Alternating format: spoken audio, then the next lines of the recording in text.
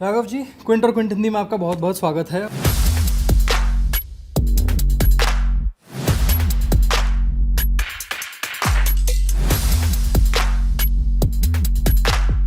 बड़ी बड़ी बातें करने वाले, मन की बात करने वाले प्रधानमंत्री अब मणिपुर की बात करें। सरकार का कहना है कि वो डिस्कशन के लिए तैयार है मणिपुर पर। मणिपुर में कांग्रेस पार्टी की सरकार होती, आम आदमी पार्टी की सरकार होती, तो क्या उस राज्य में अभी तक राष्ट्रपति शासन नहीं लगा होता? अगर दिल्ली में ये प्रयोग अध्यादेश वाला सफल हो जाता है तो फिर ये प्रयोग गैर भाजपा शासित राज्यों में भी किया जाएगा। आम आदमी पार्टी किस हद तक इस अलायंस के लिए काम करने को तैयार है? मतभेद, मनभेद और महत्वाकांक्षा, इन्हें परे करके एक मंच पर, एक छतरी के नीचे आए हैं।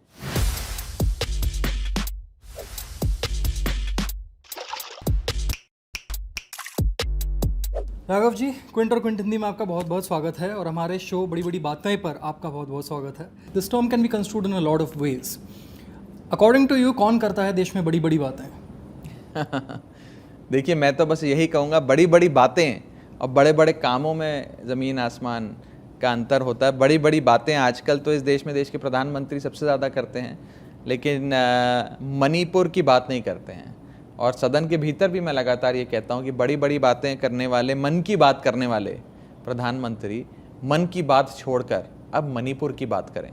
थोड़ी सी मणिपुर की बात भी हो जाए। आपकी मन की बात तो देश कई सालों से सुन रहा है, अब थोड़ी मणिपुर की बात हो जाए। मणिपुर पर काफ़ी हंगामा पार्लियामेंट में हो रहा है। संजय सिंह जी को सस्पेंड कर दिया गया है। सरकार का कहना है कि वो डिस्कशन के लिए तैयार है मणिपुर पर। फिर यह हंगामा क्यों हो रहा है और क्या वजह हो गई कि सस्पेंशन हो गया? देखिए, सारा विपक्ष मिलकर सरकार से और राज्यसभा के चेयरमैन साहब से ये निवेदन कर रहा है कि हमारे देश का एक अभिन्न अंग, एक बहुत ही महत्वपूर्ण बॉर्डर स्टेट मणिपुर पिछले 80 दिन से जल रहा है।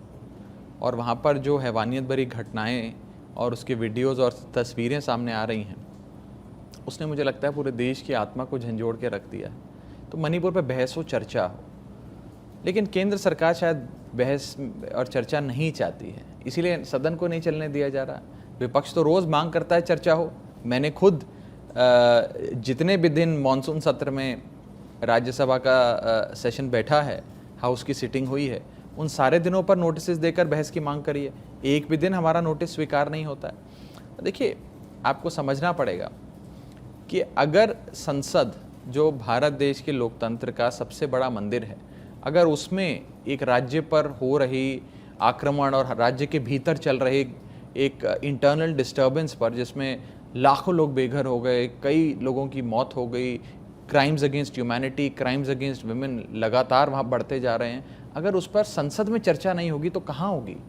और क्या विपक्ष कोई बहुत बड़ी चीज़ मांग रहा है? क्या हमने चांद सितारे मांग लिए हैं सरकार से? कोई हीरे जेवरात, कोई ज़मीन, कोई जायदाद मांग ली है सेंट्रल गवर्नमेंट से? और जितना बीजेपी की सरकार इस चर्चा से भाग रही है, उतना शक मन में पैदा होता है कि न जाने किस चीज़ पे पर्दा डालने का प्रयास बीजेपी द्वारा किया जा रहा है, क्योंकि वो चर्चा से भाग रही है। आम आदमी पार्टी प्रेसिडेंट्स रूल की मांग कर रही है। आपके हिसाब से प्रेसिडेंट्स रूल क्या मणिपुर की प्रॉब्लम को सॉल्व करेगा या दुविधाएं सिर्फ बढ़ेंगी? देखिए, दो बहुत इम्पॉर्टेंट अनुच्छेद हैं भारत के संविधान के, आर्टिकल्स हैं of the Indian constitution, article 355 और आर्टिकल 356। आर्टिकल 355 ये कहता है कि सेंट्रल गवर्नमेंट, केंद्र सरकार की जिम्मेदारी बनती है कि हर राज्य में शांति हो, सद्भाव हो, और अगर किसी भी राज्य पर या इंटरनल डिस्टर्बेंस के चलते या कोई एक्सटर्नल अग्रेशन के चलते राज्य की सुख शांति भंग हो जाती है, तो केंद्र की जिम्मेदारी बनती है कि पीस को रिस्टोर कराए और उस राज्य की रक्षा करे। उसका अगला अनुच्छेद है आर्टिकल 356, जो प्रेसिडेंट्स रूल की बात करता है। प्रेसिडेंट्स रूल लगने की प्रक्रिया क्या होती है? किसी भी राज्य का गवर्नर केंद्र सरकार को और केंद्र सरकार के माध्यम से राष्ट्रपति जी को ये सूचना देता है कि मेरे राज्य के अंदर लॉ एंड ऑर्डर मशीनरी का ब्रेकडाउन हो गया है, संवैधानिक मशीनरी काम नहीं कर पा रही है, तो आप यहाँ की परिस्थितियों का संज्ञान लेते हुए यहाँ पर राष्ट्रपति शासन लगा दीजिए। प्रेसिडेंट्स रूल इम्पोज कर दीजिए। मणिपुर की केस में मणिपुर की गवर्नर एक महिला है, वो लगातार न्यूज़ चैनल्स पर आकर, रेडियो पर आकर, अखबारों में इंटरव्यूज़ देकर चीख चीख कर कह रही हैं कि मणिपुर जल रहा है। वो खुद अपने इंटरव्यूज़ में ये भी कह रही हैं लगातार कि उन्होंने सेंट्रल गवर्नमेंट को भी मणिपुर की आज की स्थिति से अवगत कराया है। फिर भी गवर्नर के कहने पर भी, गवर्नर की विनती करने पर भी मणिपुर में राष्ट्रपति शासन नहीं लगा और आर्टिकल 356 का वायलेशन, नॉन कंप्लायंस केंद्र सरकार ने किया। कि मान लीजिए मणिपुर में कांग्रेस पार्टी की सरकार होती, आम आदमी पार्टी की सरकार होती, तृणमूल कांग्रेस की या एनसीपी की या समाजवादी पार्टी की या डीएमके की या किसी भी गैर भाजपा राजनीतिक दल की सरकार होती, तो क्या उस राज्य में अभी तक राष्ट्रपति शासन नहीं लगा होता? Raghav ji used the term non compliance by the central government. जब इस नॉन कंप्लायंस की बात आती है तो दिल्ली ऑर्डिनेंस की भी बात आती है, सुप्रीम कोर्ट के वर्डिक्ट की बात आती है। दिल्ली ऑर्डिनेंस के लिए दिल्ली सरकार की जो लड़ाई सुप्रीम कोर्ट में चल रही है और अभी एमपीज़ की लड़ाई जो पार्लियामेंट में भी चल रही है, राज्यसभा में आंकड़े हैं इस ऑर्डिनेंस को ना पास होने देने के लिए, लेकिन शायद वो कम पड़ जाएं। कुछ ऐसे बिग प्लेयर्स हैं जैसे कि बीएसपी, बीजेडी, वाईएसआरसीपी, जिन पर ये निर्भर करता है कि ये ऑर्डिनेंस पास होगा राज्यसभा से या नहीं होगा। क्या इन पार्टियों से आपके लिए कोई संकेत आया है कि वो किस तरह इस बात का रुख लेंगे? देखिए, पहली चीज़ तो ये है कि हमने तो सबके दरवाजे खटखटाए हैं, यहाँ तक कि मैं आपके माध्यम से बीजेपी के दरवाजे भी खटखटाना चाहता हूँ और कहना चाहता हूँ कि ये जो काला अध्यादेश है, ये सिर्फ दिल्ली की आम आदमी पार्टी के खिलाफ नहीं है, ये देश के लोकतंत्र के खिलाफ है, देश के संविधान के खिलाफ है। और अगर आप सब संविधान के हिमायती हैं, लोकतंत्र को बरकरार रखना चाहते हैं, संघीय ढांचे की रक्षा करना चाहते हैं, सब साथ आएँ, मिलकर इस काला अध्यादेश को हम लोग हराएंगे। आप इस अध्यादेश को सिर्फ दिल्ली के परिप्रेक्ष्य से मत देखिए। दिल्ली में तो केवल प्रयोग किया जा रहा है। अगर दिल्ली में ये प्रयोग अध्यादेश वाला सफल हो जाता है तो फिर ये प्रयोग अन्य राज्यों में, गैर भाजपा शासित राज्यों में भी किया जाएगा। तो हमें सतर्क रहना होगा और सबको मिलकर हराना होगा। जब सदन में बिल पेश होगा, उस पर क्या चर्चा होगी, क्या मतदान होगा, उस समय तय किया जाएगा। अगर ये राज्यसभा से पास होता है तो आम आदमी पार्टी की रिलायंस सुप्रीम कोर्ट पर कंप्लीटली रहेगी इस बात को देखिए, लेकर? पहली चीज़ तो ये है कि ये सदन के भीतर प्रस्तुत ही नहीं किया जाना चाहिए। इंट्रोडक्शन जो है इस बिल का वो इम्परमिसिबल है कानून में, और इसी के चलते मैंने चेयरमैन साहब को एक चिट्ठी भी लिखी है। इम्परमिसिबल इसलिए है क्योंकि पहली चीज़, ये सुप्रीम कोर्ट के फैसले को पलटने के लिए बनाया गया कानून है। किसी भी सुप्रीम कोर्ट के फैसले को आप सिर्फ एक कानून के माध्यम से नहीं पलट सकते। जो आधार होता है उस सुप्रीम कोर्ट के जजमेंट का, basis of the supreme court judgment, उस आधार को बदलना पड़ता है। आधार बदलोगे तभी निर्णय पलटा जा सकता है, बिना आधार बदले निर्णय नहीं पलट सकते। तो ये एक सबसे बड़ी संवैधानिक चूक है। दूसरी, कोई भी कानून जो बनता है वो संविधान के आर्टिकल्स को इन्फोर्स करने के लिए बनाया जाता है। ये कानून आर्टिकल 239AA को बर्बाद करता है, तहस नहस करता है, डिस्ट्रॉय करता है, तार तार करता है, ना कि उसे इन्फोर्स करता है। तो ये गैर संवैधानिक है। और तीसरा और आखिरी जो कारण है कि क्यों इस बिल को प्रस्तुत ही नहीं करना चाहिए, वो ये है कि ये मसला अभी सुप्रीम कोर्ट में पेंडिंग है। सुप्रीम कोर्ट इस विषय पर चर्चा कर रहा है। सुप्रीम कोर्ट ने संवैधानिक पीठ के गठन करने का फैसला कर दिया है। सुप्रीम कोर्ट इसका संज्ञान लेगा। सब जुडिस है मैटर, इस पे तो वैसे ही कोई चर्चा सदन में नहीं होनी चाहिए। पहले कोर्ट अपना फैसला दे दे, उसके बाद इस बिल को सरकार लाए। अगर उसकी वैधता और उसकी संवैधानिकता पे सुप्रीम कोर्ट अपनी मोहर लगाता है तो इसको सदन के भीतर लाया जाए। You spoke about constitutional attack. Now that is one of the issues on which this opposition alliance India has been formed, of which the Aam Aadmi Party is very much an integral and a very important part of. We know what the India alliance is fighting against, but what do you think the India alliance will offer to the country which the BJP cannot in terms of governance? देखिए, पहली चीज़ ये है कि ये देश अभी बहुत बड़ी चुनौतियों से गुजर रहा है।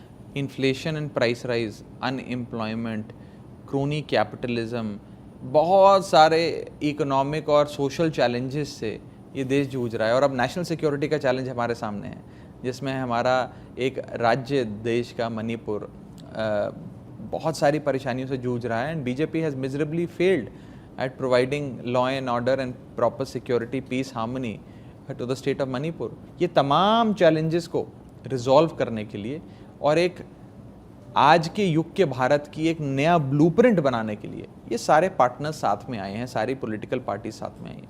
इनमें से कुछ राजनीतिक दलों के कोई पुराने चुनावी रण के मैदान में मतभेद रहे होंगे, क्लैशेस भी रहे हैं, एक दूसरे के खिलाफ चुनाव लड़े, लेकिन सब अपने मतभेद, मनभेद और महत्वाकांक्षा, ये 3 म से शुरू होने वाले शब्द मतभेद, मनभेद और महत्वाकांक्षा, इन्हें परे करके एक मंच पर एक छतरी के नीचे आए हैं, देश के लिए आए हैं, अपने लिए नहीं आए कि देश को बचाना है, देश को आगे बढ़ाना है और इस निकम्मी सरकार से छुटकारा दिलाना है। इंडिया अलायंस की जब एक बात करते हैं तो काफ़ी सर्वेज, काफ़ी पॉलिटिकल पंडित्स के द्वारा ये कहा गया है पहले से कि कांग्रेस के जो कोर वोटर्स हैं वो कहीं ना कहीं कुछ सालों में आम आदमी पार्टी के साथ शिफ्ट हुए हैं। वैसे ही कुछ वोटर्स हैं जो चाहते हैं कि आम आदमी पार्टी की सरकार दिल्ली में हो और भारतीय जनता पार्टी या मोदी जी की सरकार सेंटर में हो। क्या आपको लगता है एक अलायंस में एंटर करना जहां पर कांग्रेस भी मौजूद है, कहीं ना कहीं दोनों तरह के वोटर्स को, जो आम आदमी पार्टी के कोर वोटर्स बने हैं, उनको कहीं ना कहीं एक अपसेट करने की गुंजाइश है? देखिए, ऐसा नहीं होता राजनीति में, जिस सिंपलिस्टिक एनालिसिस करने का प्रयास कर रहे हैं। जब आम आदमी पार्टी दिल्ली में चुनाव लड़ती है तो हमें 54, 55, 56, 57% वोट मिलता है। इसका मतलब ये कि सब वोट देते हैं, सारी पॉलिटिकल पार्टीज़ के लोग, हर जात, हर बिरादरी, हर धर्म, हर समुदाय, हर उम्र, हर जेंडर, सारे लोग हमें वोट देते हैं। तो इसे सिर्फ एक इस परिप्रेक्ष्य में नहीं देखा जा सकता कि कांग्रेस का वोट ले लिया या बीजेपी का ले लिया, एक विषय। दूसरा विषय, आपको आज के 2024 के चुनाव की तुलना करनी पड़ेगी 1970 के दशक से। 1970 में, 71 में बल्कि खास तौर पे जब बांग्लादेश लिबरेशन हुआ, उसके बाद इंदिरा गांधी जी उस समय देश की प्रधानमंत्री थी, बड़ी लोकप्रिय थी, बड़ी शक्तिशाली थी। लेकिन भाई 75, 76, 77 के दौर में महंगाई बढ़ी, इमरजेंसी लागू करेगी, बेरोज़गारी बढ़ी, और उसमें फिर तमाम राजनीतिक दल देश की जनता की आवाज़ पे साथ आए, देश की जनता के आह्वान पे साथ आए, और विचारधारा के रूप से एक दूसरे के बिल्कुल ऑपोजिट्स थे। जनसंघ के लोग कम्युनिस्ट वामपंथियों के साथ आ गए, सोशलिस्ट भी साथ आ गए, कई प्रकार छोटी छोटी रीजनल पार्टी साथ आ गई, और एक छतरी के नीचे सब आए। जनता पार्टी नाम की एक छतरी बनी और इंदिरा गांधी जी के खिलाफ एक प्रत्याशी लड़ा, एक कांग्रेस के प्रत्याशी के सामने, और हम सब जानते हैं नतीजा क्या हुआ था। 295 सीट्स उस समय शायद जनता पार्टी की आई थी और सरकार उन्होंने अपनी बनाई थी।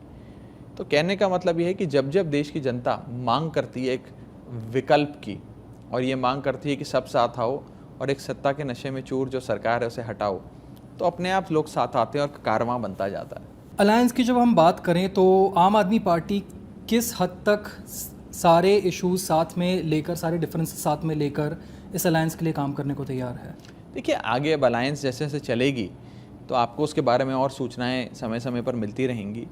अलायंस का मतलब ये नहीं है कि हर विषय पर सबकी सहमति हो जाए, हर टॉपिक पे। जो एक विषय पे मेरी सोच है वो आपकी सोच भी हो जाए। हम यूनिफॉर्मिटी की बात नहीं कर रहे हैं, हम डाइवर्सिटी की बात कर रहे हैं। और एक कमरे में अलग अलग व्यूज़ होने से भी कभी कभार बहुत बेहतरीन सुंदर निष्कर्ष निकलता है। हर पहलू पे चर्चा होती है और हर पहलू पे चर्चा करने के बाद एक अच्छा निष्कर्ष निकलता है। लेकिन मोटे मोटे तौर पे जो आज के रोज़मर्रा के जीवन में इंसान को परेशानियां हैं या देश के सामने जो चुनौतियां हैं, उन सब के समाधान लेकर ये पूरा जो अलायंस एक बना है, ग्रुप बना है, एक कुनबा तैयार हुआ है इंडिया नाम का, वो साथ आएगा और आगे बढ़ेंगे हम लोग।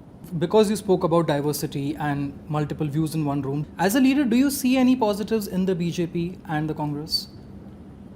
देखिए, हर पॉलिटिकल पार्टी की अपनी स्ट्रेंथ होती है, अपनी वीकनेसेस होती हैं। उनके अंदर भी कुछ ऐसे लोग होते हैं जो जिनसे काफ़ी कुछ सीखने को मिलता है। अटल बिहारी वाजपेयी जी से लेकर सोनिया गांधी जी तक, हर राजनीतिक दल के हर बड़े नेता के अंदर कई खूबियाँ होती हैं। और मैं बहुत ही कम उम्र में देश की राजनीति में एक बड़ी जिम्मेदारी मेरी पार्टी ने मुझे, मेरे नेता अरविंद केजरीवाल जी ने दी है। तो मुझे तो ये सारे जितने भी दिग्गज नेता रहे हैं उनसे बहुत कुछ सीखने को मिलता है। उनके बारे में सुनता भी हूँ, पढ़ता भी हूँ, देखता भी हूँ। Anybody you look forward to meeting or you are impressed by in the opposition alliance? I'm impressed by a lot of people. Why name only one? एक का नाम लूँगा तो बाकी मुझसे नाराज़ हो जाएंगे। When we spoke the last time, I introduced you as one of the most eligible bachelors, but that is not the case anymore, and congratulations on that.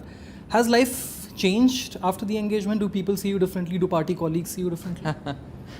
Well, I think we should restrict this conversation to political alliances, not personal alliances. राजनीतिक गठबंधन की बात करते हैं, व्यक्तिगत गठबंधनों की बात नहीं करते. बट येस, मोस्ट सर्टनली अब मेरे जो कॉलीग्स हैं, जो मेरे साथी हैं पार्टी में, मेरे सीनियर्स हैं, अब वो मेरी टांग कम खींचते हैं. पहले बोला करते थे शादी कर लो, कब करोगे. अब थोड़ी कम टांग खींचते हैं क्योंकि उन्हें पता है कि अब शादी होने वाली है.